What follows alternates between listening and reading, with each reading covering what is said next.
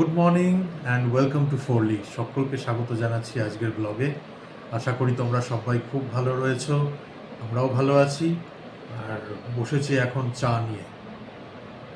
আজকে চাটা হচ্ছে র চা। তার কারণটা গুড মর্নিং আমার তরফ থেকে। তার কারণটা হচ্ছে চা করেছিলাম, এখন এত গরম তো দুধটা দিতে দুধটা কেটে গেছে। আবার আমি তো বেশি আনি না, 1/2 লিটার করে দুধ আনি। এখন আবার অর্ডার দেবো, কখন দেবে কখন করবো, তার থেকে একটু র চা খেয়ে নিই। সৌরভ অতটা পছন্দ করে না র চা, বলে তো গরম জল খাচ্ছি। ঠিক আছে, খেয়ে নিই। চাকরির বাজার খুব চিন্তার। এটা শুধু আমি বলছি না, সবার মুখে এক কথা। নিউজ চ্যানেলও যদি খুলে দেখো তোমরা, নিউজেও একই খবর। আর এটা শুধু ইন্ডিয়ার কথা বলছি না, গ্লোবালি 2008-এর রিসেশনের পুনরাবৃত্তি আবার ঘটতে চলেছে। কি চিন্তার বলো তো, ছেলেমেয়েরা পড়াশুনো করে কি করবে যদি কাজ বাজ না পায়? ইন্টারভিউয়ের প্যানেলে তো থাকি আমিও মাঝে মধ্যে। এখনকার যা ট্রেন্ড, আমাদের আগের সপ্তাহে একটা হায়ারিংয়ের ইভেন্ট ছিল, ফ্রেশারদেরকে নেওয়া হচ্ছে। এবার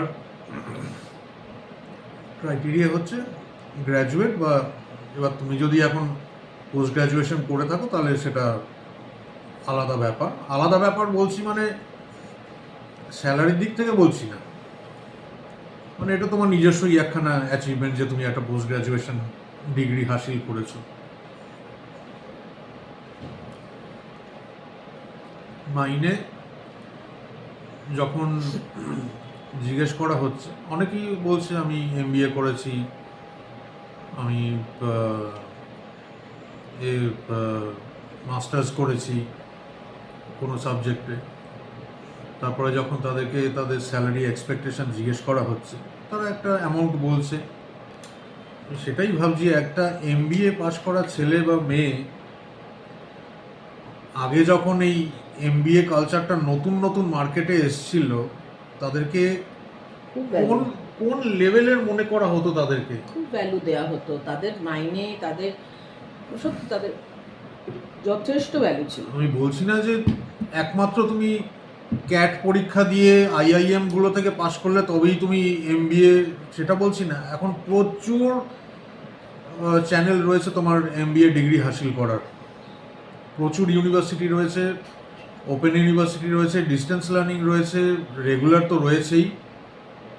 কিন্তু সেটাই বলছি, একটা এমবিএ পাস করা ছেলে বা মেয়ে, তাদের পে স্কেল এখন তাতেও রাজি হতে পারছি না আমরা।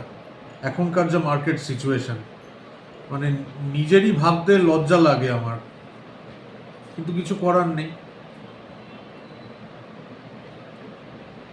কিন্তু পিএলদেরও তো মাইনে খুব সেই কম। আমি তো বলছি খুব কঠিন সময় আসতে চলেছে আবার। আমি বলি ফুচকার দোকান, ঘুগনির দোকান খুলে দেওয়া হয়। সত্যি কথা, আমি খাবারের দোকান সব থেকে ভালো, সত্যি কোনোদিনও বন্ধ হবে না। চাকরি বাজার এই করোনার টাইমে আমি বলেছিলাম একটা আমি ছোটোখাটো টেক অ্যাওয়ে খুলি, না শুনলো না আমার কথা। সত্যি খুব ভুল কাজ করেছি। হ্যাঁ, আমি বলেছিলাম। আমার আগে আগে যে বাড়িতে থাকতাম বলো, উনি সমস্ত ব্যবস্থাও করে দিয়েছিল, নিচে গ্যারাজে একটা সুন্দর স্পেস করে, তাতে এক্সস্ট ফ্যান লাগিয়ে বললো যে তোমার, আমরা এমনি ডিসকাস করেছিলাম, খুব ভালো মাই ডিয়ার একদম ভদ্রলোক, বাবার বয়সী। তো ও বলেছিল যে আমার ওয়াইফের এরকম, তখন তো ওই ক্লাউড কিচেনের এটা ওঠেনি, তাহলে তো এখন রমরমা ব্যাপার হতো। তো যাই হোক, তো উনি করে দিচ্ছিলেন যে তোমার ওয়াইফ ওখানে বসে করতে পারবে, কয়েকটা ওই র্যাকেরও ব্যবস্থা করে দিচ্ছি।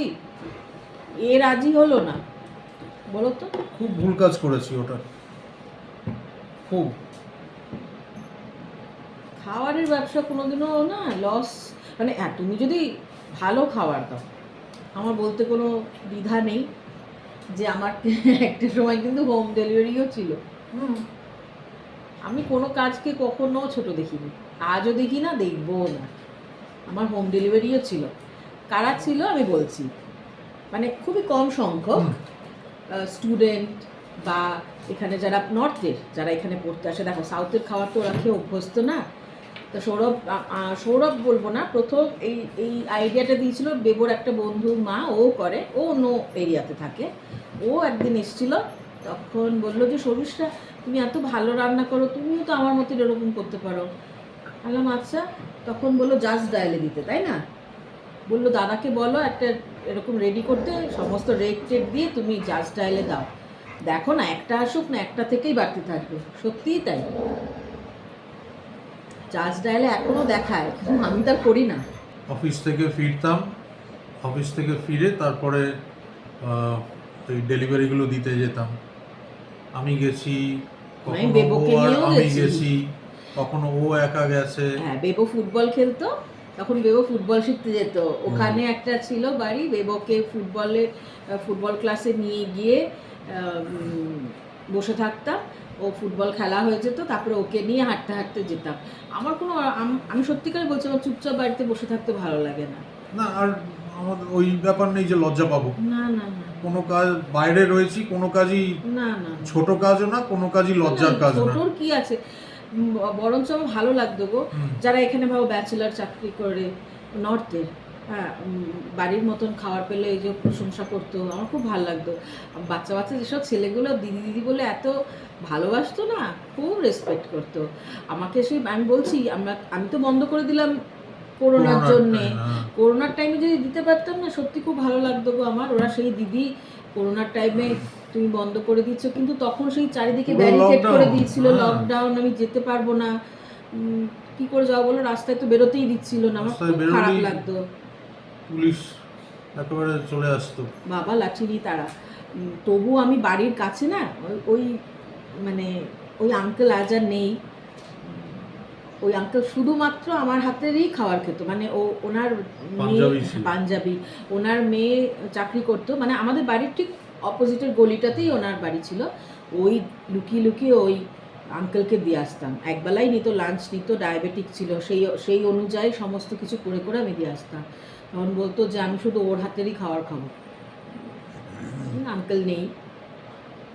তো ওই তারপরে যখন চলে গেলাম, সেই আমার যে মানে যারা স্টুডেন্ট এখানে বা সদ্য নতুন চাকরি নিয়ে এসছে সব, মানে কেউ পুনে থেকে, কেউ গুজরাট থেকে, এরকম ইউপি থেকে, সেই দিদি সাউথ ইন্ডিয়ানও ছিল যারা আমার নর্থের খাবার খাবে দুবেলা।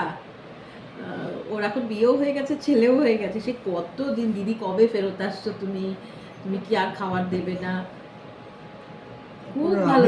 আমি বারণ করলাম, কারণ এখন এত টিউশনেরই চাপ ওর ওপরে, তারপরে আর ওই দিকে মাথা দেওয়া যাবে না। হ্যাঁ, একটা হেল্পিং হ্যান্ড থাকলে হ্যাঁ, আমার করতে ভালো লাগে তো। আর সত্যিকারেরই আমি বলেছিলাম, কারণ ও রান্না এত ভালোবাসে রান্না করতে। আমি জানো তো, আমি যখন খাবার দিচ্ছি আমি কখনো লিমিটেড, মানে একজনের জন্য যা খাবার দেবো না, দুজন আরামসে খেতে পারবে। হ্যাঁ। আর আমি কিরকম, মানে ভাবো কোনো অনুষ্ঠান হয়েছে, জন্মাষ্টমী, দিওয়ালি, ওই বাল্ক অর্ডারও আমরা দিয়েছি। হ্যাঁ ওইটাও না, আমি বলছি যে রেগুলার যারা আমার মান্থলি কাস্টমার যারা ছিল, খাবার নিত যারা, তাদেরকে মিষ্টি, পায়েস, বেবোর জন্মদিনের সময় কেক, মিষ্টি টিষ্টি আলাদা, ওগুলো কোনো দাম না, কিছু না, মানে আমি নিজের মতন মনে করেই সব দিতাম। আর ওরা বলতো দিদি অনেক খাবার। বাল্ক অর্ডারও ও বানিয়েছে, মোটামুটি 30-40 জনের কোনো গ্যাদারিং হচ্ছে, বন্ধু আমারই অফিসে বন্ধুরা সব বাড়িতে পার্টি হবে, যে সবজিটা এই ড্রাই আইটেম, এটা গ্রেভি আইটেম দিও, তার সঙ্গে একটু ভাত, এটা এতজন, 30 জন 40 জন, হ্যাঁ ঠিক আছে, সব প্যাক করে পাঠিয়ে দিতাম। কোনো সময় চাইনিজ নিয়েছে, ওই যে chicken lollipop, drums of haven যেগুলো বলে, করোনা এসে মানে সত্যি সব শেষ করে দিয়েছিল। ওইটা করেই সৌরভ বললো তাহলে এক কাজ করো, নিচে একটা আমরা স্পেস নিই, যেখানে মানে টেক অ্যাওয়ে হবে, একটা ফুড লাইসেন্স করে দেওয়া হবে। তখন ওই আমাদের ওই খুব ভালো ছিল মিস্টার রাজা, উনিই বললেন আমাদের যে ওনার ছিল। তখন এমন পরিস্থিতি করোনার একেবারে পিক আদৌ টাইম, ঠিক হবে কিনা আমরা সেটাই আদৌ বুঝতে ঠিক হবে পারিনি। কিনা, কবে ঠিক হবে, কতদিন টাইম লাগবে ঠিক হতে, আদৌ কিছু চলবে কিনা, লকডাউন উঠবে কিনা। উঠবে কিনা, মানে একেবারে আনসার্টেন একখানা পজিশনে ছিলাম। আমার খুব ভালো লাগে রান্না করে মানুষকে খাওয়াতে। আমার বাঙালিও প্রচুর কাস্টমার ছিল, ইলিশ মাছ তাদের করে দেওয়া। আন্টি একটা স্টুডেন্ট ছিল, আন্টি মাটন কষা, মাটন, আমার মা আসছে তুমি একটু বেশি করে খাবার দিলাম, আচ্ছা ঠিক আছে বেটা। ওর মা বলতো যে, ও বলে যে আন্টি এত সুন্দর খাবার দেয় মা, আর বাড়ির খাবার মিস করি না। কোনো সময় কেউ বললো, একটা এয়ার হোস্টেস ছিল জানো তো ইন্ডিগোর, এখন বাঙালি, হ্যাঁ এখানে থাকে কিনা আমি জানি না।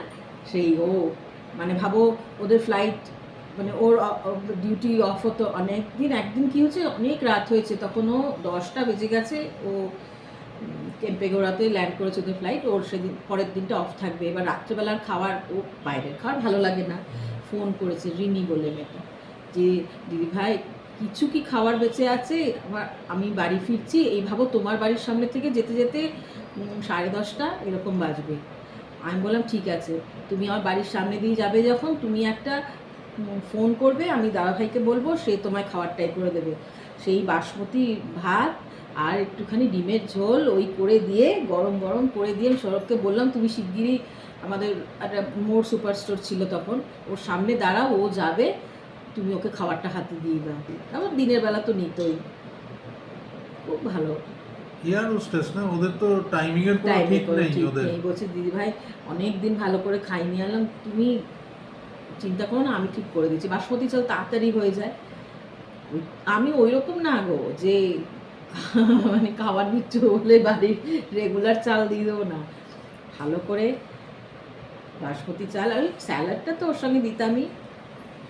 ওই আঙ্কেলও খুব, আঙ্কেল ডায়াবেটিক ছিল বলে বেশি স্পাইসি খাবে না, আলু তো দিতামই না, লাউটা বেশি করে দিতাম, মানে যেগুলো যেগুলো খাওয়া উচিত। আমার মাও ডায়াবেটিক ছিল, সেজন্য আমি জানি।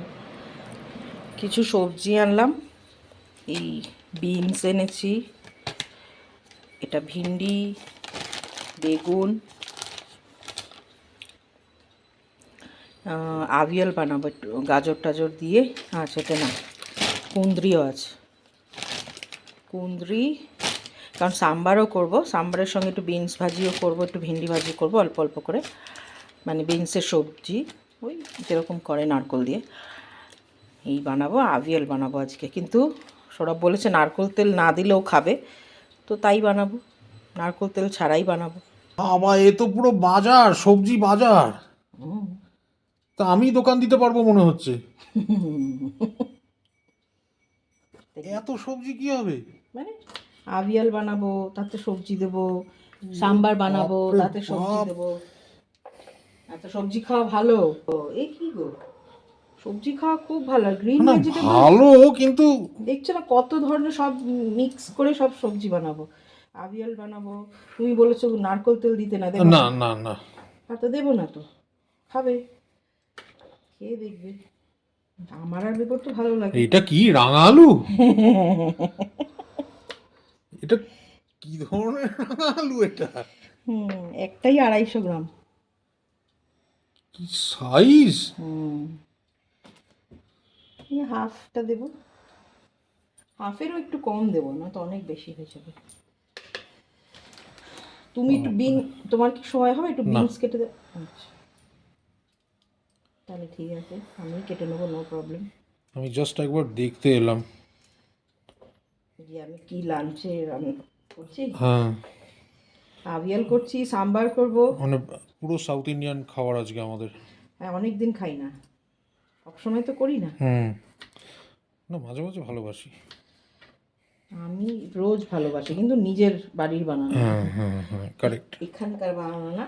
আর আর হচ্ছে মানে আমার একটুখানি মালয়ালিদের খাবারটাই বেশি ভালো লাগে, কারণ ওরা নারকোল দেয় এবং আমি নারকোল ভালোবাসি। আমি নারকোলটা তাও টলারেট করতে পারবো, কিন্তু নারকোল তেলটা পারবো না। নারকোল মানে একদম কচি নারকোল দেবো। যা যা সবজি কেটেছি এর মধ্যে এগুলো হচ্ছে তোমার রয়েছে চাল কুমড়ো, কুঁদরি, আলু, মিষ্টি আলু, তোমাদের যা যায় এর মধ্যে কাঁচা কলাও দেয়, আমি তো খাই না সেই জন্য দিলাম না। এগুলো মিষ্টি আলু, গাজর, বিনস, সব ধরনের সবজি।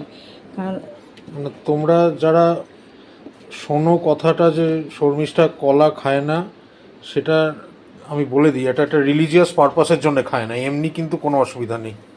ও আচ্ছা, হ্যাঁ, অনেকেই হয়তো ভাবতে পারে কেন খায় না, তো এটা রিলিজিয়াস পারপাসের জন্য খাই না। খায় না। আচ্ছা, এর মধ্যে দেব হচ্ছে তুমি যা পরিমাণ সবজি আজকে দিচ্ছ আমি দেখছিলাম, এখনো এই মাসটা শেষ হতে মোটামুটি 1.5 সপ্তাহ বাকি রয়েছে। 1.5 সপ্তাহ আর সবজি না খেলেও চলবে আমাদের। হ্যাট, সবজি খাওয়া ভালো গো। আচ্ছা, এর মধ্যে একটুখানি কারি পাতাও দিয়ে দিলাম। এটা একটুখানি হালকা ভাপিয়ে নেব। এই যে কারি পাতা, জানো তো কারি পাতার এই ডালগুলো দিলে আরও বেশি ভালো গন্ধ বেরোয়। আমি এগুলো দিয়ে দিই, পরে খাওয়ার সময় ফেলে দেবো, খাওয়ার আগে। আচ্ছা, এখানে তো দেয়। হ্যাঁ দেয় তো, এগুলো তো আরও বেশি ভালো গন্ধ হয়। এখানে দেয়। আর এর মধ্যে দেবো হচ্ছে হলুদ, এখন নুন দেবো না, হ্যাঁ এখন শুধু হলুদ দেবো।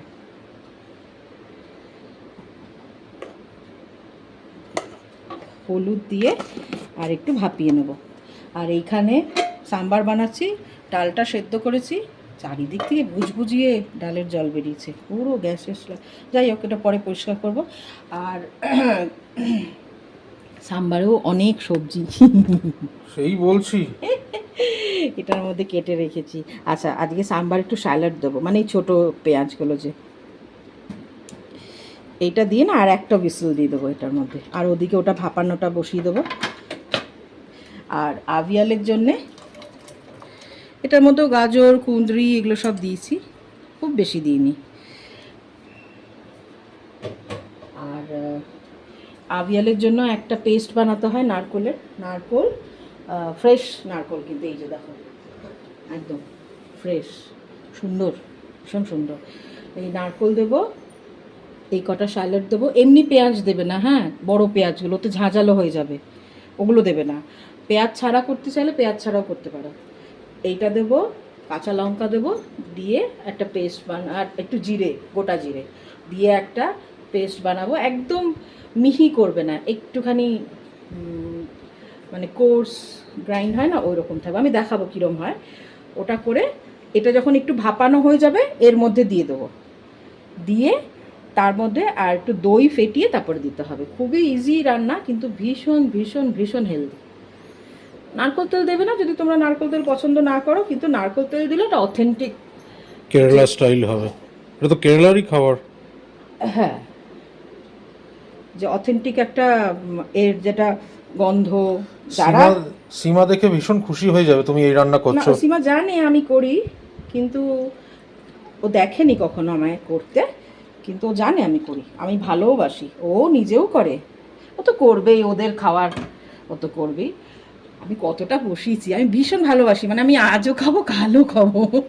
এই আভিয়াল আর ভাত হলেই আমার আর কিছু চাই না। আমি জানি না কেন আমার আভিয়ালটা বরাবরই ভালো লাগে, মানে জবের থেকে শিখেছি। আজ না, তখন ভেবো ক্লাস 2-2তে পড়ে, তখন থেকে বানাই। সৌরভ আজ অবধি খাইনি, কিন্তু আজকে বললো আমি একটুখানি খাবো যদি তুমি নারকেল তেল না দাও, কারণ সৌরভ যদি না খেতো আমি নারকেল তেলই দিতাম। তো যখন খাবে তখন দেবো না, সাদা তেলেই একটু ফোড়ন দেবো, ওই লাস্টে একটুখানি ফোড়ন, সাদা তেল, শুকনো লঙ্কা, সর্ষে, কারি পাতা দিয়ে ফোড়ন দেবো। আচ্ছা, এটা এখন চাপা দিয়ে একটুখানি ভাপিয়ে নিই, গলে যাবে না, একটু হালকা ভাপানো হবে। আর এখানে এটা দিয়ে আর একটা হুইসেল দিয়ে নিচ্ছি। আভিয়ালের যে কোকোনাট পেস্টটা বানাবো তাতে আধমালা নারকলটাই দিয়ে দিয়েছি, ওই স্যালাডগুলো দিয়েছি, মানে ছোটো ছোটো যে অনিয়ন, আর এই যে জিরে, খুব বেশি লাগবে না। আর দেবো কাঁচা লঙ্কা, কারণ এতে তো গুঁড়ো লঙ্কা টুড়ো লঙ্কা কিছু না। কাঁচা লঙ্কা ওই ওর মধ্যে ফাটিয়েও দিয়ে দিতে পারি আমরা আভিয়ালের ভেতরে।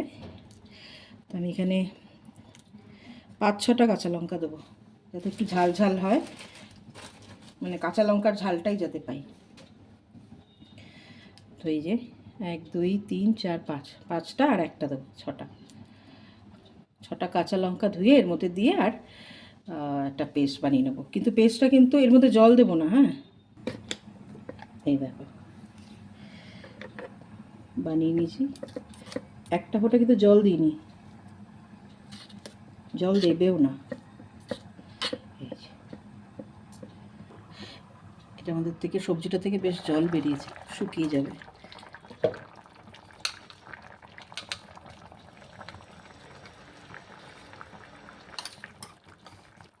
মিক্স করে দেবো।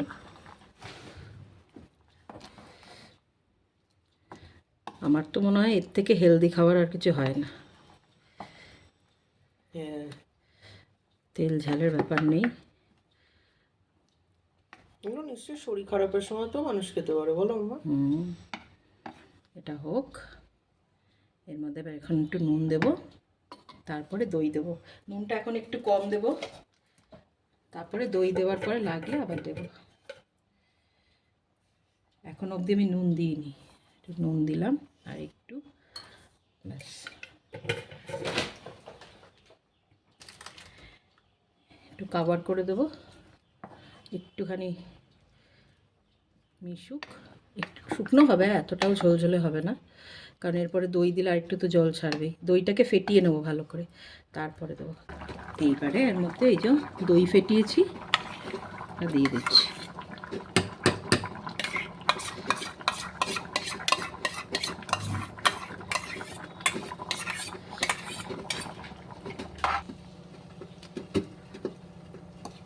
একটু ঝোলটা শুকাবো, কারণ দই থেকেও এবার একটু জল বেরোবে, জলটা একটু শুকিয়ে নেব। তারপরে সর্ষে, এদিকে আমার এটাও হয়ে গেছে, সাম্বার রেডি। এটার মধ্যে একটু ফোড়ন দেব, তারপর এর সঙ্গে একটুখানি পাঁপড় ভাজবো আর একটা ভিন্ডির ভাজি বা কিছু একটা ভাজি করে দেবো, ব্যাস। এটা আভিয়ালের ফোড়নটা একই ফোড়ন হবে, দুবারে করছি আমি।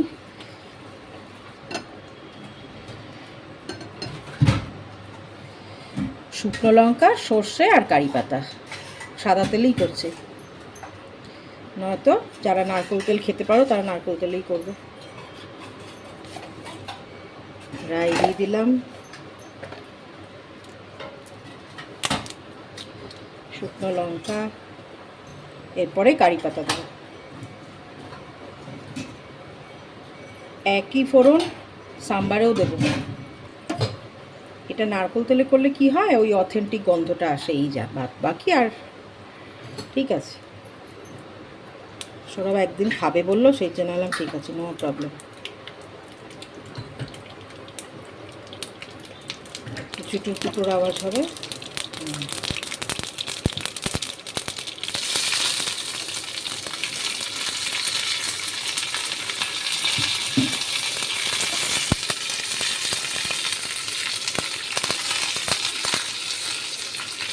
দিয়ে এবারে আভিয়ালটাকে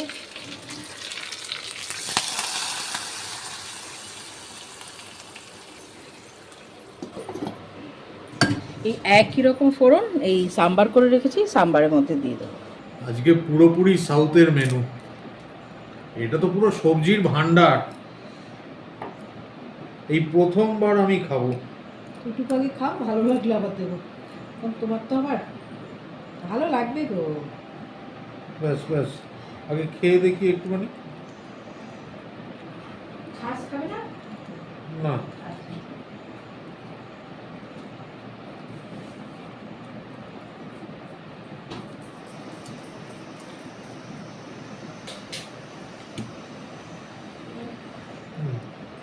হ্যাঁ ভালো,